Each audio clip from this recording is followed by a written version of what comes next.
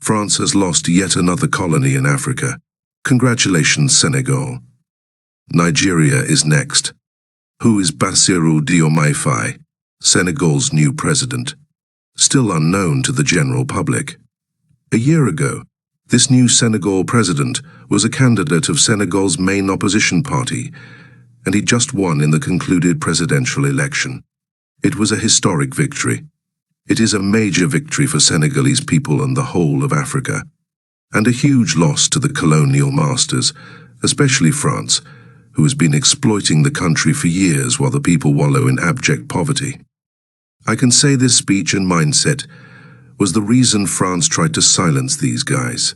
They sent Faye, Ousmane Sonko and others to jail, convicted him and others illegally, but the wish of the Senegal people have prevailed.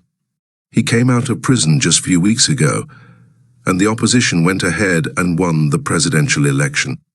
And this was possible because of possible Russia connection. In his speech he said, "Africa belongs to Africans and no one else." A very sound guy he is. Nigerians are still on Bulaba. So sad. France is gone and gone for good in Africa, and so shall other colonial masters like Britain that own Nigeria and running Nigeria to the ground. It is high time for France to lift its knee off our neck and put an end to this unjust oppression.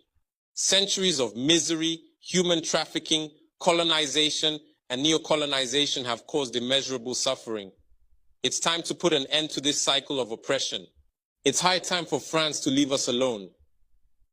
It's time for France to take a cue from its European neighbors and learn a valuable lesson in independence.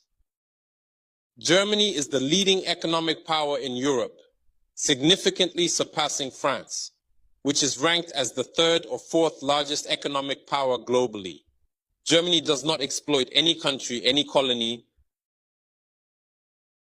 I can mention Italy, I can mention Spain, who had colonies before, but who do not exploit anyone, who do not interfere, who do not impose leaders in their former colonies. On what grounds does France believe it can continue to impose leaders on us and make choices on our behalf? This must come to an end.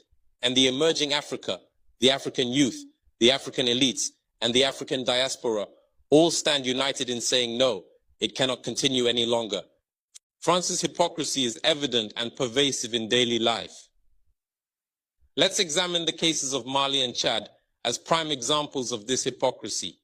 In Chad, where the constitutional process has been interrupted, France applauded and its president visited to officially consecrate the new king's coronation ceremony.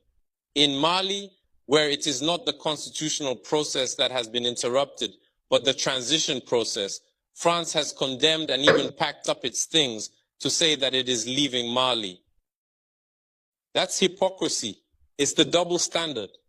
It is the double language that France employs in its dealings with Africa. During our questioning of Mr. Jean-Yves Le Drian regarding the situation in Ivory Coast and France's decision to allow a third term, he provided a clear explanation. He stated that while he accepted the third term for Ouattara, he refuses it for Belarus.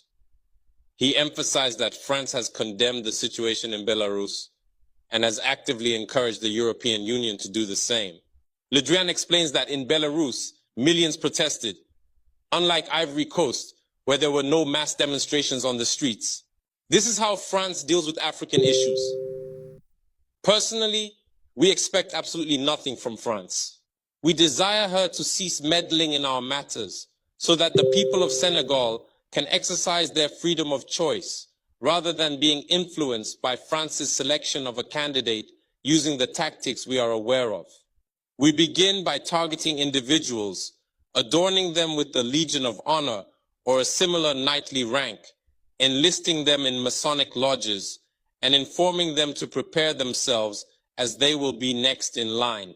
Even the hypothesis that Macky Sall may not succeed, we know who is being prepared by France.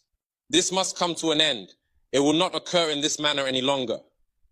Let's be clear. We have absolutely nothing against the French people. In France, both political and citizen voices are rising to hold and express the same discourse as the one I am currently presenting to you. For example, the deputies, such as Mrs. Frédérique Dumas, who regularly speaks on the platform of the Assembly, who regularly writes to the Minister of Foreign Affairs, since she is a member of the Foreign Affairs Committee, to raise this unfair behavior of France towards Africa, hold the same speech as us. The same Mr. Jean-Luc Mélenchon, Jean-Paul Lecoq, André Chassaigne, all deputies, hold the same discourse as us, and hundreds of other voices. The NGOs, like other non-profit organizations, are doing remarkable work in the same direction. We strongly urge France to listen to the voices that speak to it about our plan for a more collaborative, fairer, and sustainable partnership between Africa and France. It is crucial that we work together towards a future that is equitable, just, and environmentally conscious. If she listens, I believe we'll have beautiful days ahead in our collaboration together. If he doesn't know how to cut it, thinking he can continue to function like in the time of our grandfathers, this African youth no longer accepts it. France must make preparations for a definitive break and completely withdraw from Africa. Africa belongs to Africans, not France.